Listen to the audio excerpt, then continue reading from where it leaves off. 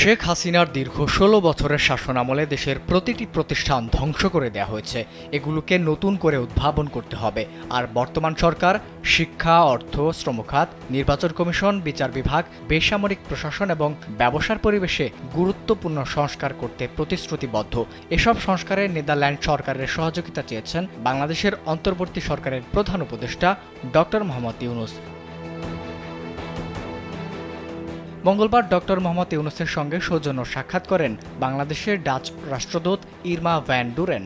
এ সময় তিনি অন্তর্বর্তী সরকারের প্রতি নিজ দেশের পূর্ণ সমর্থন ব্যক্ত করেন। রাষ্ট্রদূত বলেন, কৃষি, সমুদ্র, শিল্প, যুব, বিজ্ঞান, অর্থনীতি, শ্রম, পরিবেশ ও বন্যা ব্যবস্থাপনা সহ বিভিন্ন ক্ষেত্রে বাংলাদেশের সঙ্গে সম্পর্ক জোরদার করতে চায় তার দেশ।